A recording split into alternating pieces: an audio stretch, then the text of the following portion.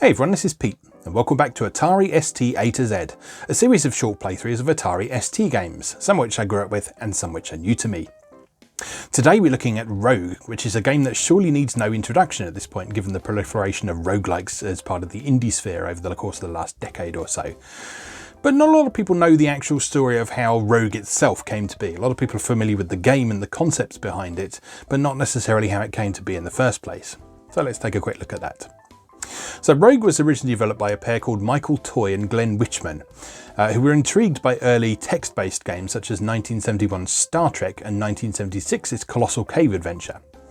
Of the pair, Toy was the experienced coder, while Wichman was particularly interested in game design. He'd actually come to college in order to study game design, and computer programming had been part of his studies.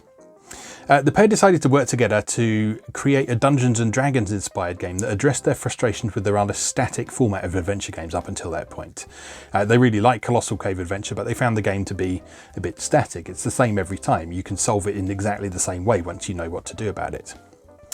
And Rogue first appeared in playable form sometime around 1980. The exact date is difficult to pin down because it's something that they kind of continually worked on and tested out and prototyped and gave to people, and it got shared around and all that sort of thing. So the name of the game, Rogue, stems not from the player's character class, but rather from the fact that they're going rogue rather than operating as part of a party, as in most role-playing games. The word rogue is also short and easy to type in on a command line, although with how many people persist in spelling it rouge these days, it might not have been quite as simple as they originally hoped. So the game's final goal, the Amulet of Yendor, stems from the name Rodney spelled backwards, and the pair envisioned that Rodney would be a renowned wizard in the game setting, presumably not being familiar with the popular UK comedy series Only Fools and Horses and the associations that creates with the word Rodney. Now the story continues. After Toy took a consulting position with typewriter company Olivetti in 1984, he met a system administrator named John Lane. Lane had previously seen the popularity of Rogue and proposed porting it to the increasingly popular IBM PC platform, and the pair formed a company called AI Design to work on this port, initially publishing and distributing the game themselves. And subsequently, Robert Borch, who was the vice president of publishing at Epyx at the time, discovered Rogue via its popularity with various Epyx employees, and those employees suggested that Epyx should try and snap up the rights and port the game to other platforms. Borch was initially sceptical about this, believing that Rogue was a bit of a niche interest title, but nonetheless he heeded the advice of his employees and contracted AI Design to port the game to Macintosh and Amiga, at which point Epyx would take over distribution and marketing.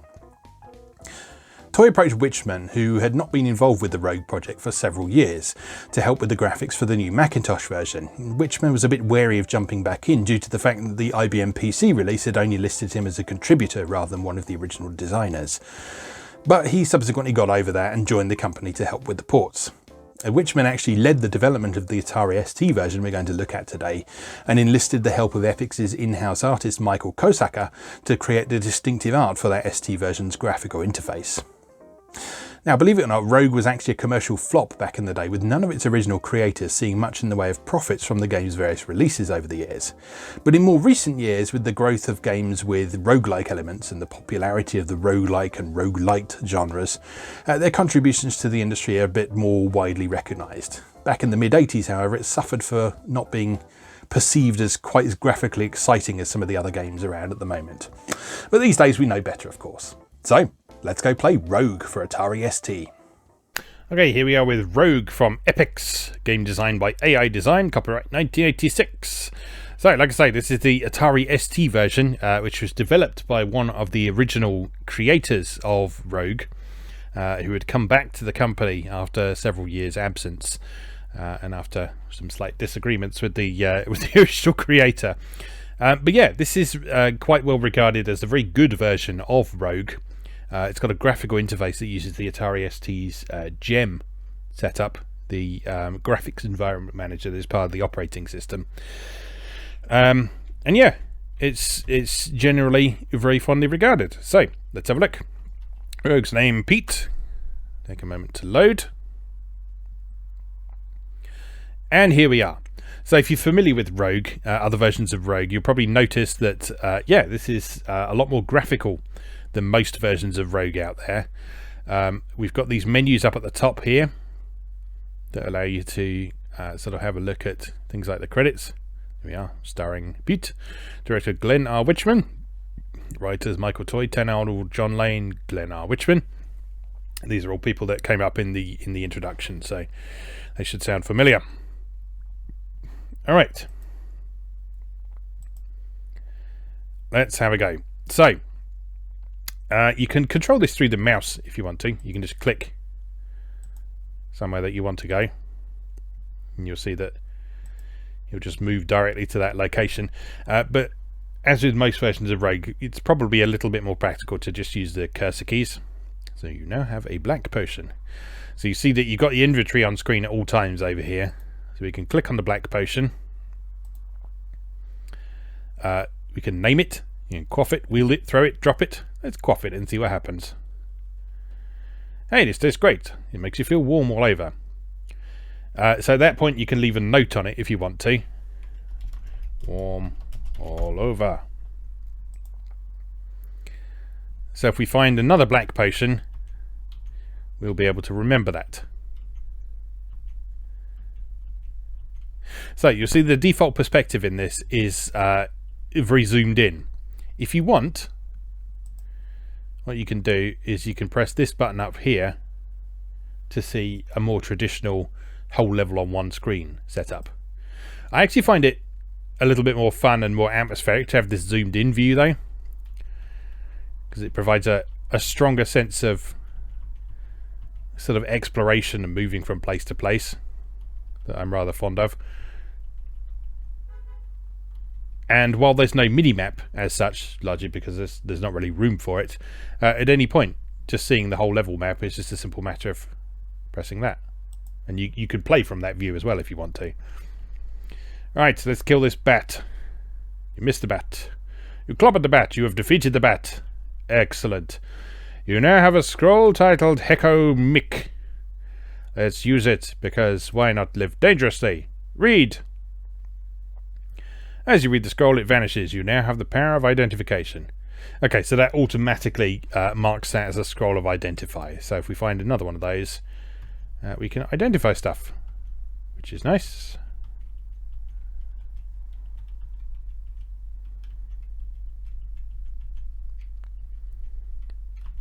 I do like Rogue. I mean, I like roguelikes generally, but like Rogue specifically.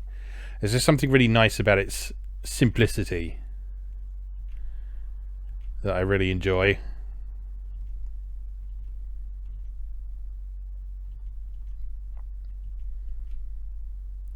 You now have a scroll titled Nif Hop 2D. Shall we see what this does, boys and girls? Read it! As you read the scroll, it vanishes. This is a scroll of wild magic. You sense something uncontrollable about this object. Use it anyway or leave it alone. Use it anyway. You hear 3 distant thunderclaps. Well, that's fun, isn't it? Oh, I'm hurt. And I've drained some of my strength. And I can't rest. Oh, I can. I just have to click back on that window. Let's rest. Zzz. Let's rest until we get our hit points back.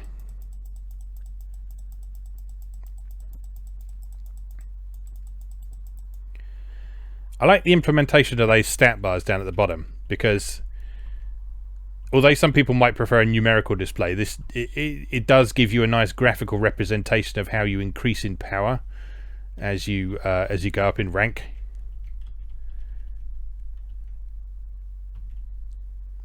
So you can see there quite clearly that we have the potential to get a lot more hit points over the course of the game, a decent amount more strength, and we can armor ourselves up a fair bit more as well.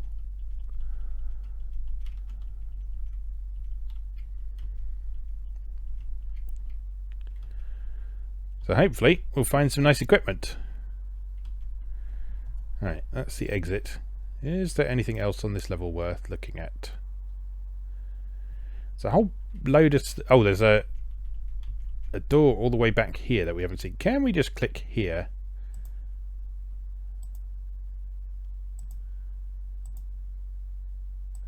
Okay, so it does the normal Rogue thing of kind of running to the next door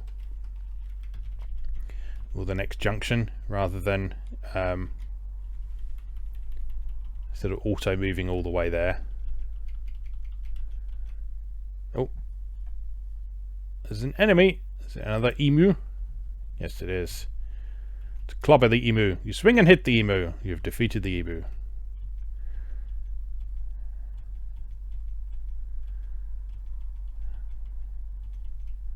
More gold. Any secret doors in here? Oops. Nothing in there. Alright, well, let's go to the next level.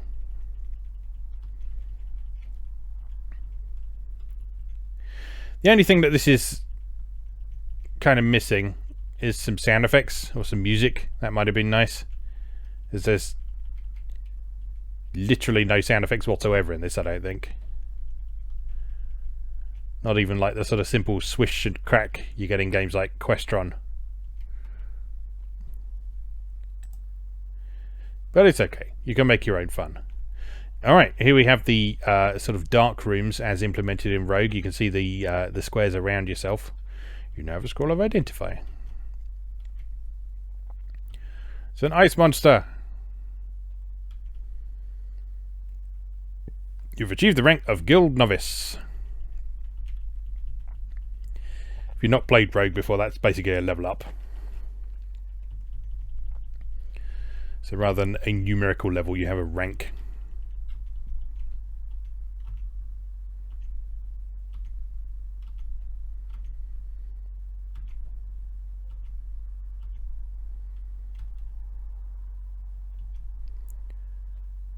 Ooh, taking a kicking here. Also trapped in a corner. This is not a good place to be. Kill the bat. Kill the ice monster.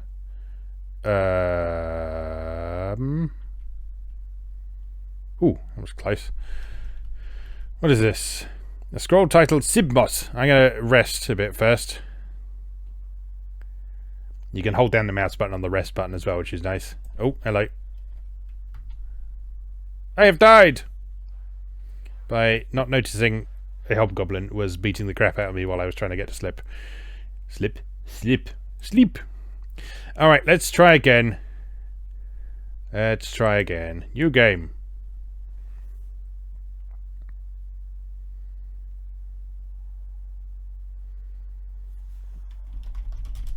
Pete the Second enters the dungeons of doom. We're right next to a kestrel. Kill the kestrel.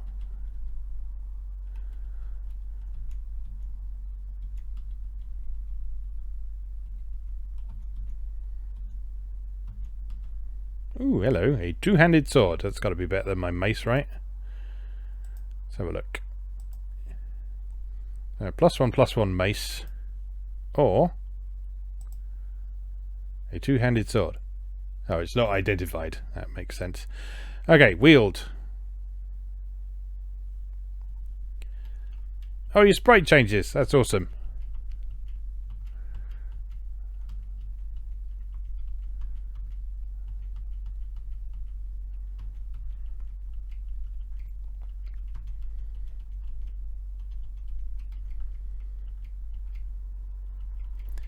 Now I have a cyan potion.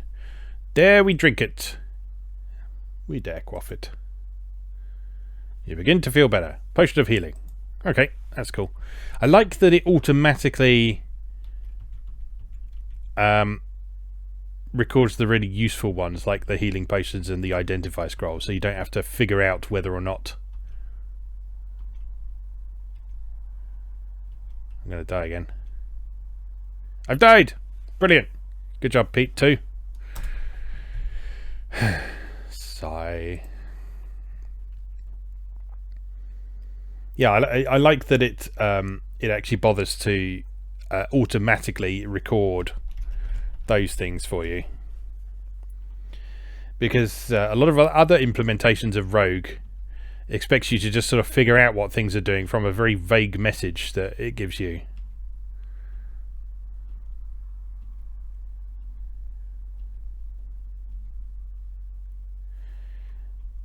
I'm getting absolutely hammered by everything.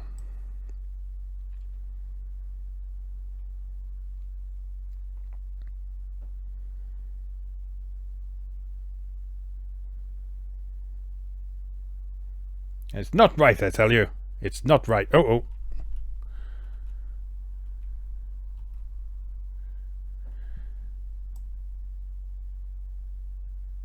It would be perhaps nice if it disabled the rest function when there was a monster there. But that said, that's not something the original Rogue did either, so I guess that makes sense. You should be more vigilant than I'm being. How do we use the bow? You have to wield it? I guess you have to wield it and then... Oh, it doesn't actually say shoot. I know in some versions of Rogue, in order to shoot an arrow, you have to wield a bow and then throw an arrow. You have a scroll titled Map. I wonder if that makes the map appear. It doesn't. It makes my armor better.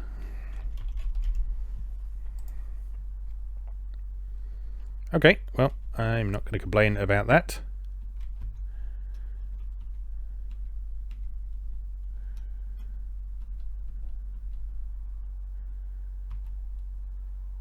Get out of here, Kestrel.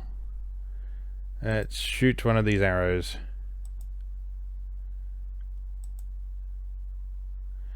The arrow misses the Kestrel. Good. So now I've got to take a turn wielding that mace and get missed by the Kestrel. That's good. Alright, hit. Hit. And an emu! Get out of here. You can retrieve your arrows. That's good.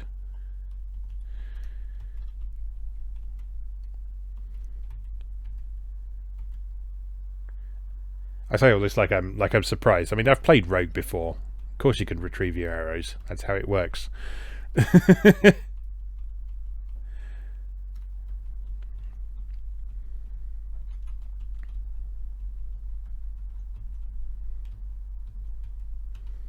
Yeah, I'm a big fan of this version. It actually reminds me quite a bit of I can't remember the name of it, but there was a really good version of Rogue on iOS quite a long time ago now. So long ago, in fact, that I suspect it's not available anymore because it was from the age of the App Store before in-app purchases and advertising were a thing. But I really like that version, and this version actually reminds me quite a bit of that version.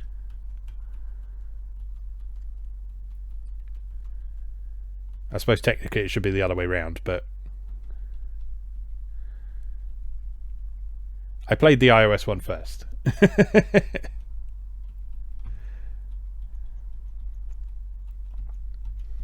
yeah, I like this a lot. The graphical interface makes this a lot more accessible than some of the other text-based versions of Rogue. Like the original IBM PC version from Epyx got released on Steam not that long ago. And it's good, but it's got the original ASCII-based interface. And for a lot of people, that's one of the sort of main off-putting things about old-school roguelikes. Because there's such a strong emphasis on using your imagination and having to learn what all these symbols and stuff mean. That some people find it a bit of a challenge to get started with. Whereas this, because it's so visual and easy to pass,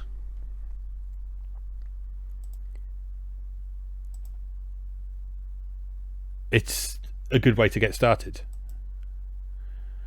As you read the scroll, it vanishes. You hear maniacal laughter in the distance.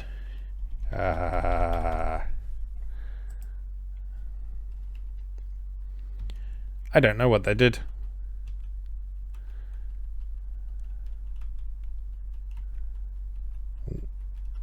Dark corridor.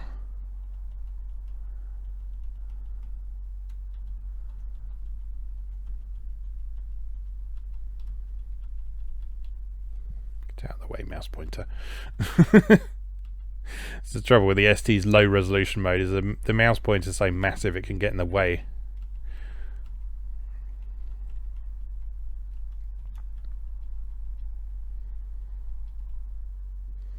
I smell secrets.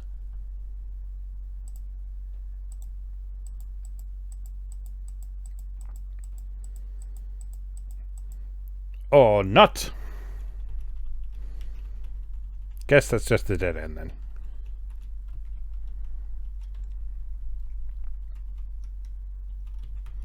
Food! And a hobgoblin. You've achieved the rank of apprentice. This is our best run so far. Anything in here?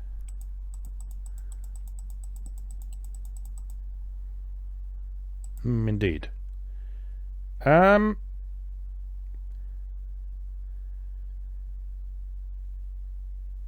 Where's the exit?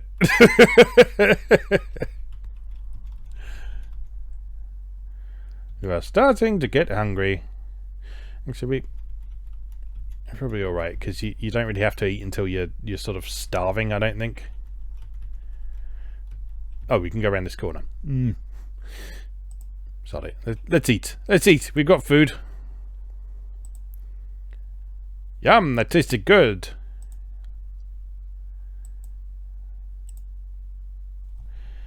Right. Let's investigate down here.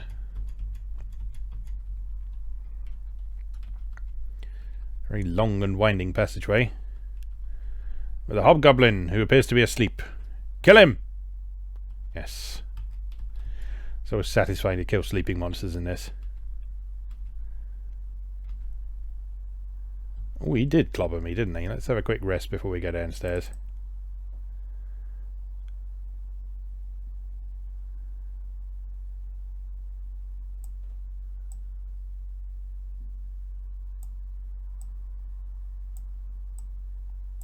There we go. Perfect. Yep, no, I'm done. Stop. Thank you. Right, level 3.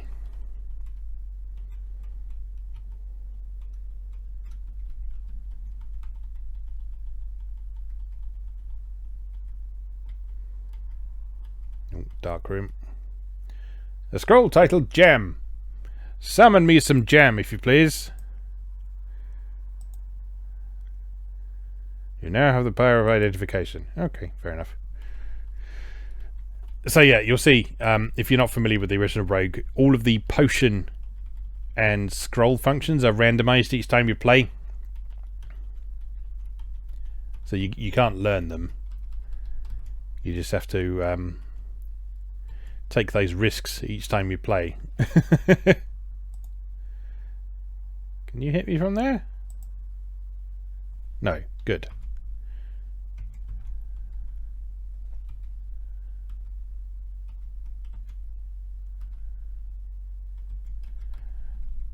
Nice. Well, we're defeating things a bit more easily now with those 2 rank ups.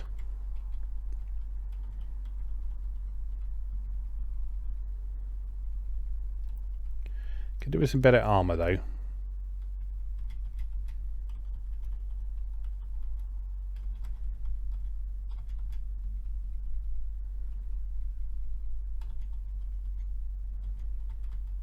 Lots of dark rooms on this level. Scroll of identify. And some gold pieces and a blob. It's a slime. Nice. I like the visual interpretations of the monsters in this. They're pretty much how I picture them. Might finally learn what a La Mirage is as well. Call back to the A-Rogue episode of Atari A to Z. Where we looked at a Atari 8-bit version of Rogue written in BASIC.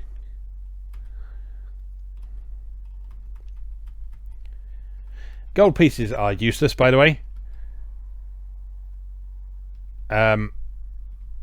All they are is basically a score. Because you'll see when we die. In fact, if you look at the Hall of Fame, people are ranked by what level they were on and how many gold pieces they had. So it's basically a score and nothing else. So rank. Your rank is journeyman. So we're doing all right. It's going fine. It's going well, in fact. You now have 2 scores of identify. Very exciting. Now, if only I could find some nice weapons or armor to use them on. That'd be pretty sweet.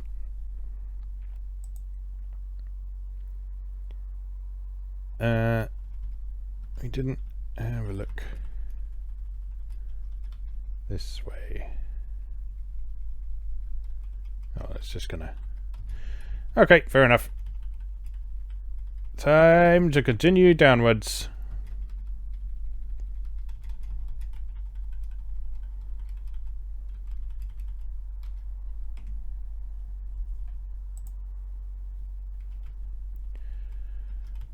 Level 4. This is going much better than those previous runs.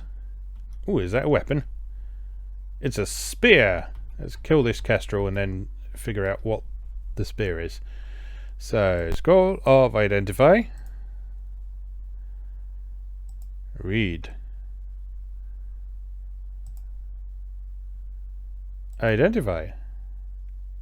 +0/+0 spear. So that's worse than our current mace, which is +1/+1. Good. I'm so happy. Well, maybe we can throw it at that ice monster. We missed. Never mind. You now have an orange potion. Scroll titled Map. What does that one do this time?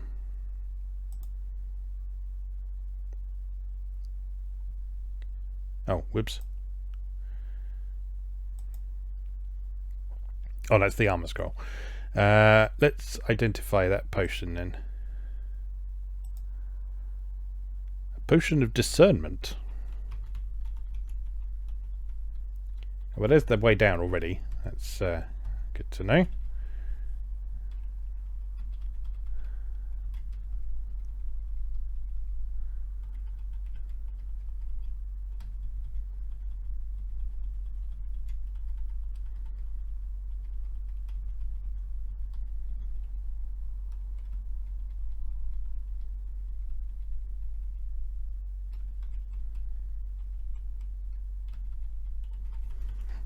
Okay, everything kind of linking back round on itself.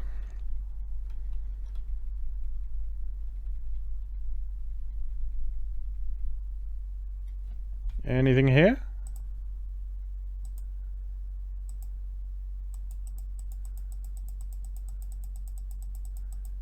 Nope. Always disappointing when you find a dead end and there's no secret door.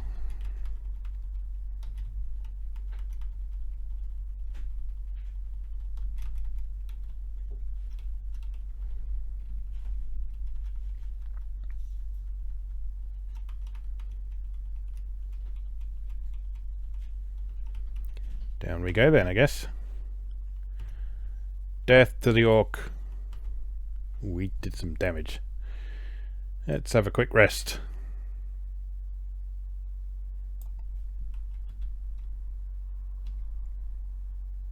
Ooh.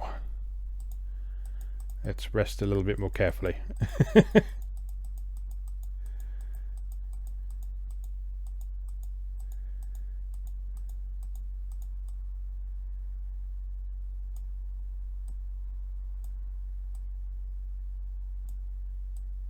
Come on, heal up.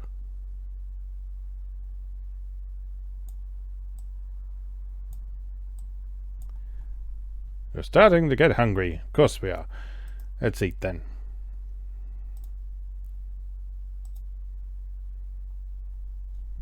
Alright, let's explore a bit, because we'll heal as we walk as well. So, sleeping bat.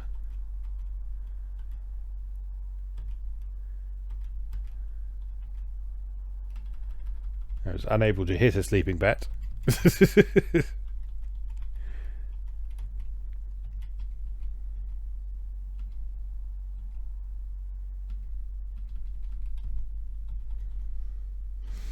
Another potion? Red potion this time.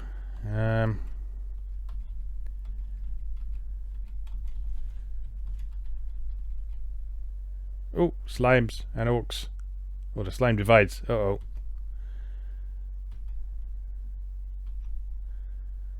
Oh no. This can be bad. Get me into that doorway.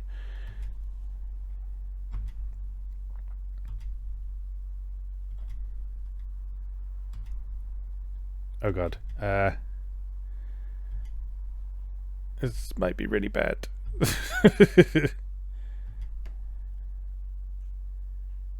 Okay. Alright. It's all good. What does this potion do? Potion of thirst quenching. You mean water. Okay. Potion of discernment. I'm going to sneak away because that orc doesn't seem to have woken up yet. Gonna sneak back here and have a nice quiet little rest.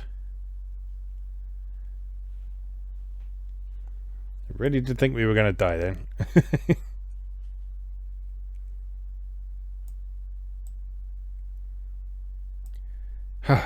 All good. Right, let's go deal with the rest of that slime in that orc.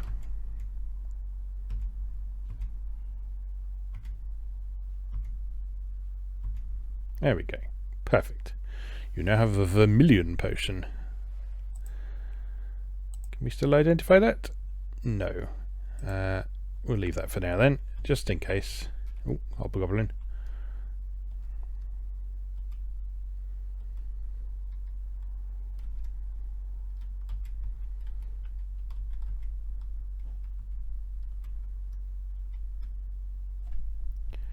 Quick rest before we take him on.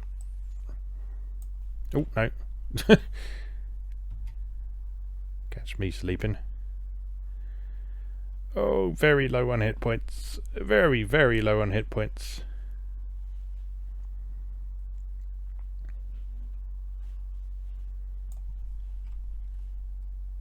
Stop resting. Help.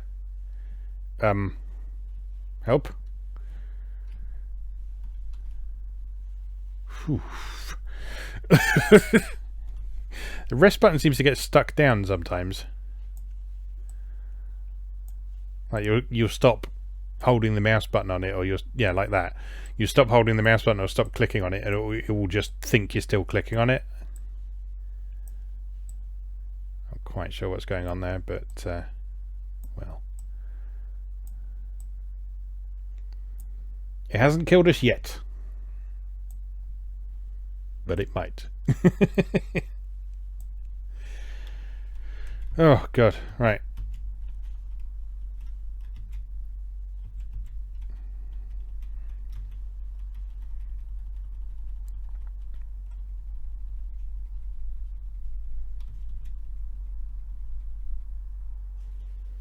An aquamarine potion.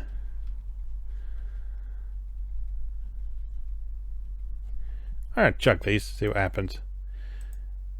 So this one, potion of gain strength. Yes, please. And this one,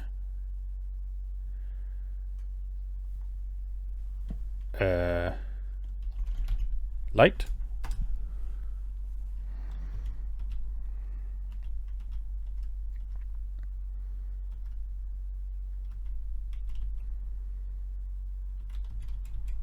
Food, good.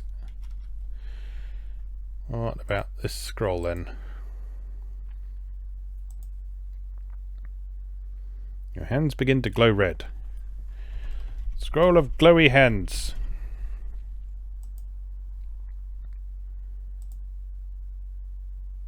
It's an armor scroll, so yep, we'll do that. That increases our armor. Should have probably used that much sooner, given the beatings we've been taking.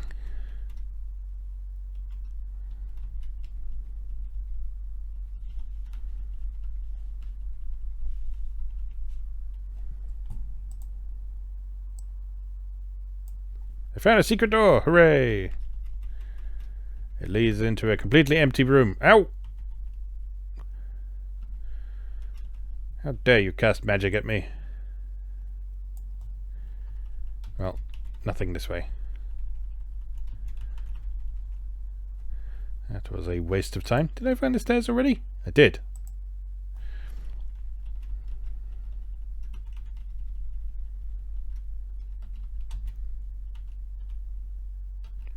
Onward!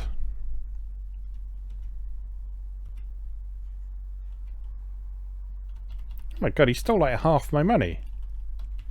What a little shit.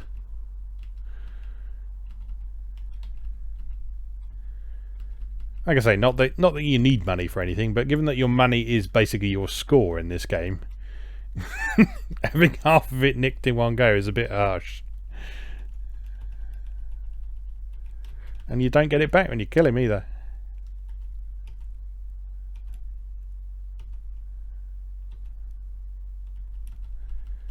Ah well.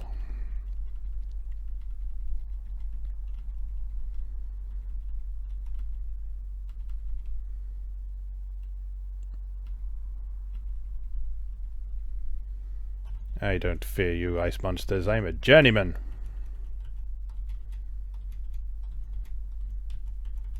A man who journeys.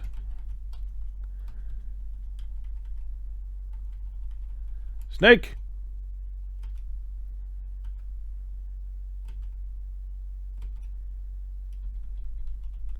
Gotta be careful. I think rattlesnakes can drain your strength, if I remember rightly. Which obviously you do not want to happen. No,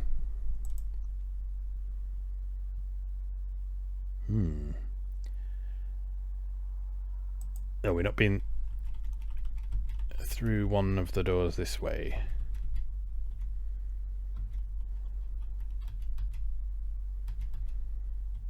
There they are. Plaid potion. Nice. Alright, next. Level 7.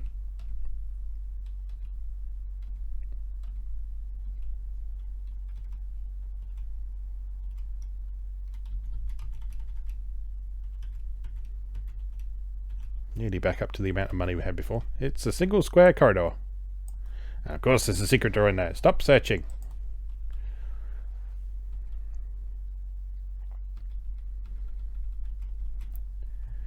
Time for a rest.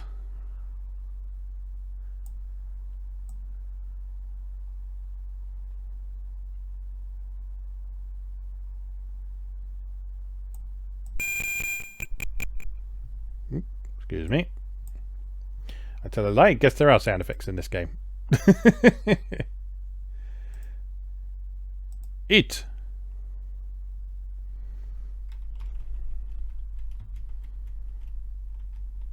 Oh, well, there's the stairs already. You now have leather armor, but I suspect I'm already wearing ring mail.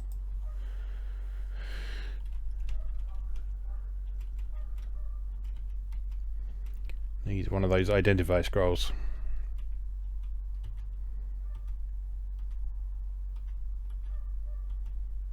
Or, I guess we could just look at the armor bar down there. Let's see it. And pray it isn't cursed. You're already wearing some armor. Okay. Remove.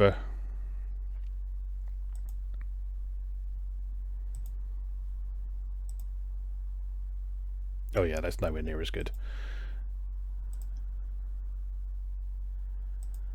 Put that back on then.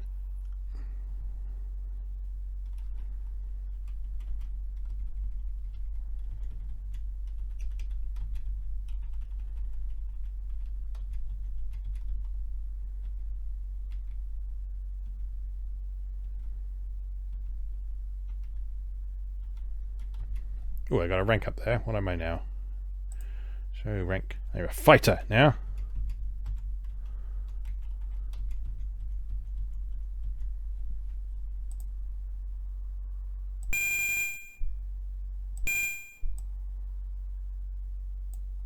Nope, nothing there.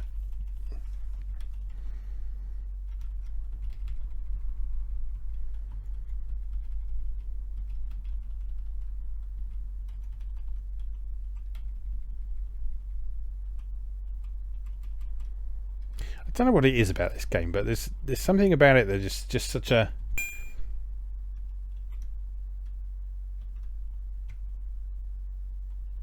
It just really sparks my imagination somehow. Like, it's super simple. The gameplay is really straightforward. The combat does not have much depth to it. But there's just something about the experience of exploring these dungeons presented like this that just really kind of resonates with me.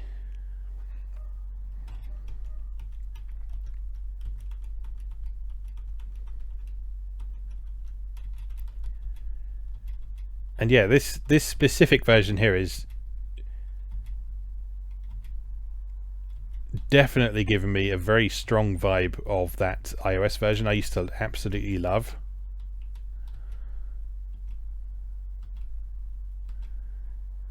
Just because the zoomed in perspective really helps, I find, with the kind of immersive aspect. So although there's nothing wrong with the... Oh, I'm stuck in a bear trap.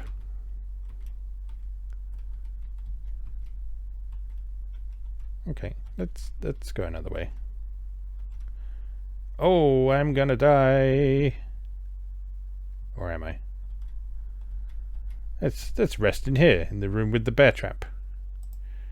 What's this potion? Blood potion. Quaff. Warmth. Don't really know what that does, but whatever. Potion of thirst quenching. Sure. This potion tastes extremely dull. That's because it's water.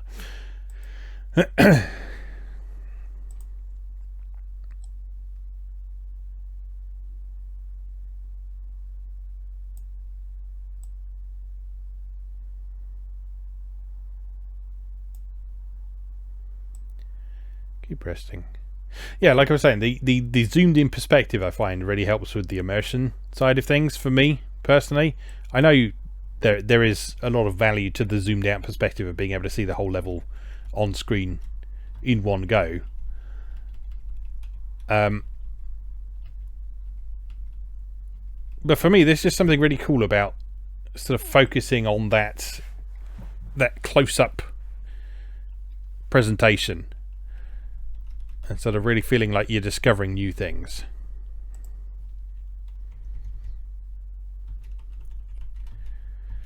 I think it's the fact it sort of gives a better feeling of the claustrophobia you'd probably be feeling if you were in an actual dungeon like this. What does this do? Oh, it's the you hear laughter in the distance scroll.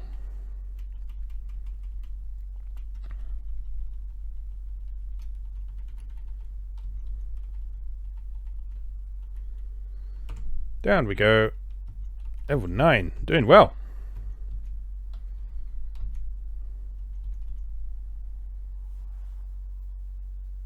The light from your lamp seems dimmer now. You have a pecan stuff.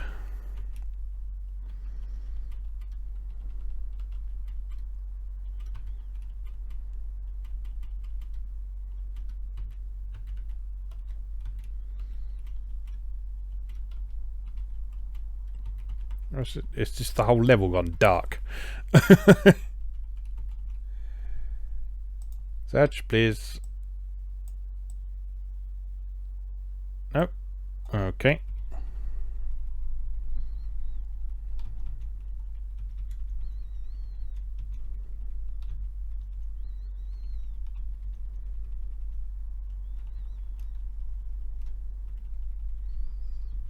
Well then.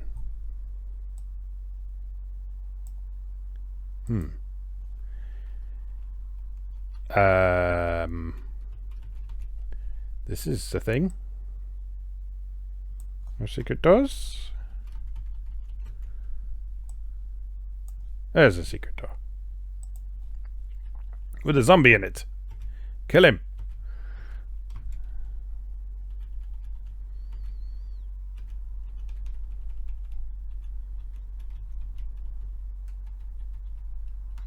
There's the stairs. Let's just see if there's any worthwhile treasure lying around.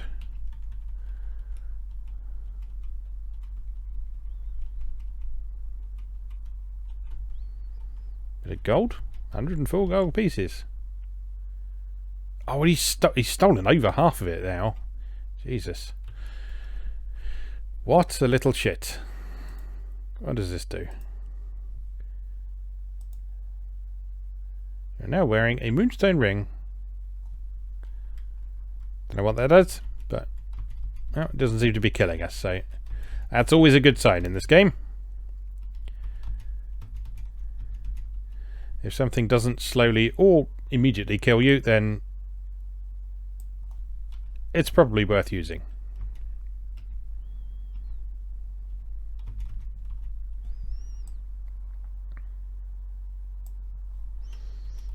Nope. Alright, we're good.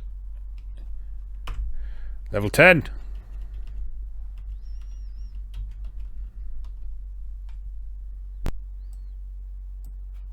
It's probably a hotkey for search. There's a hotkey for going up and down the stairs. I wonder if...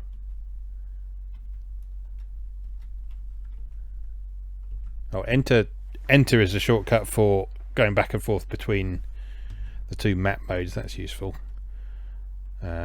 Minus is up. Asterisk turns on fast play.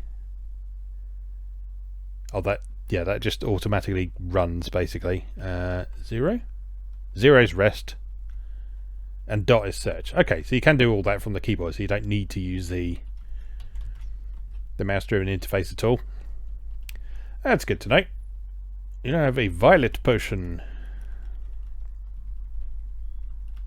Does that mean you can use keyboard commands to like quaff potions and stuff as well? No. Okay, so you still have to use the mouse for inventory manipulation.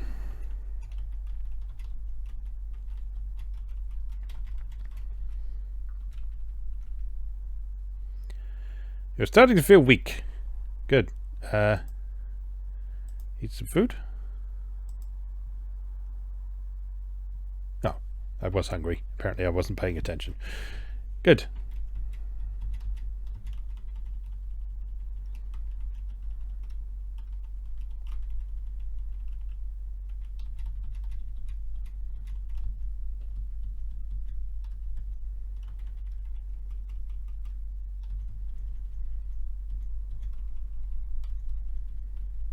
Dead end or dead end.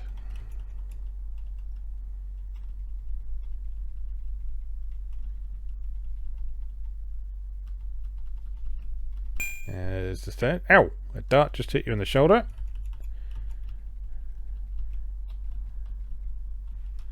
Didn't do much damage though. It's all good. Scroll of identify. Excellent. Right, let's use that on this ring. A +1 ring of increased damage. Very nice. And the pecan staff. A staff of magic missile with 7 charges. Both very useful.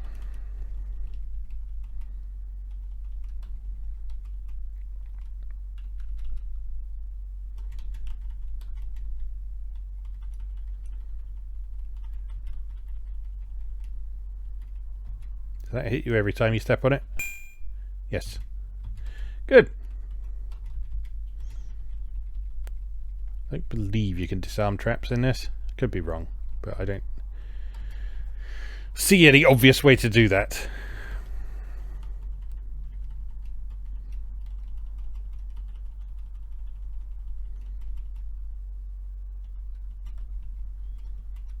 Unless you click on it.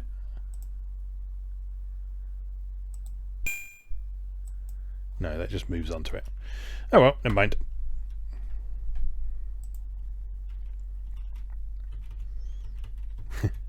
Always nice when you start a level in the same room as the stairs down to the next one. This means you can kind of spread out from there and explore.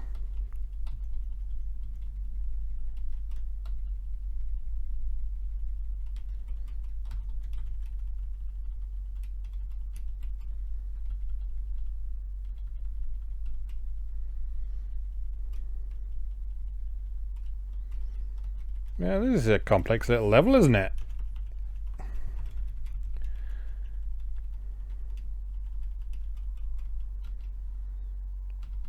identify. Always welcome. Oh, good. I fell into a trap. Oh, I think that took me down a level as well, didn't it? It did. Yeesh.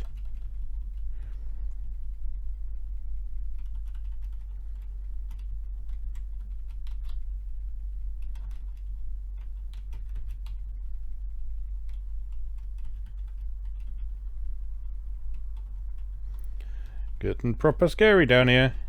Secret doors? Secret doors. Oh my god, what the hell's that? Oh, aquators, I hate these bastards.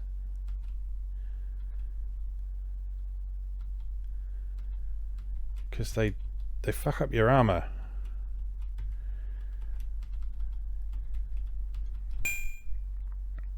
And I fell into a trap. I ranked up again though. I don't know how you repair your armor. Maybe with this scroll. Glowy hands.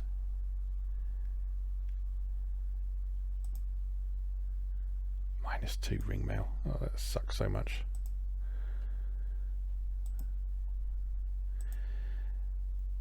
Well, I guess... In fact... It may actually be worth... just... putting this on. Because it's now better than that ring mail. I drained my strength as well.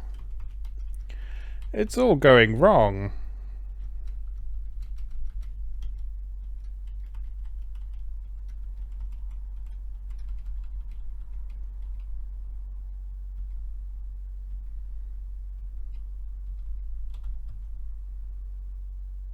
Stop stealing my gold. Little shit.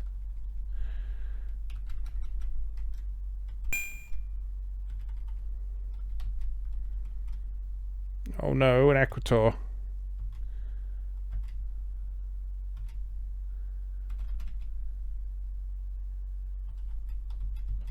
Oh, do they only damage metal armor?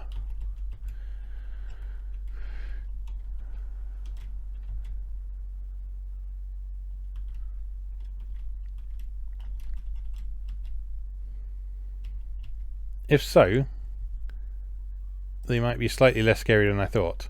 What does this do? Scroll of create monster. Well, good.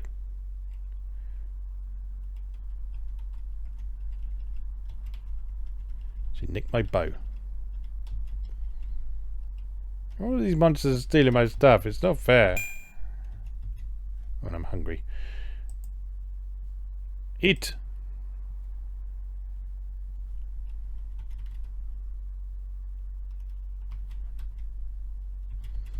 Yeah, the aquator doesn't seem to be dissolving my leather armor.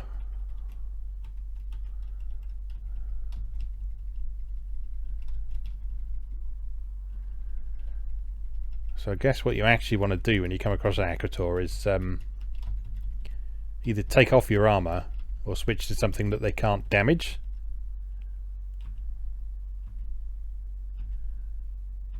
Uh-oh. Oh, I'm dead. That's it. Killed by a centaur on level 13 with just 202 gold pieces. Oh, if I hadn't had so much stuff nicked by leprechauns and nymphs, then that would have been much better. I bet I'm not even on the Hall of Fame for that. Nope. Oh, well.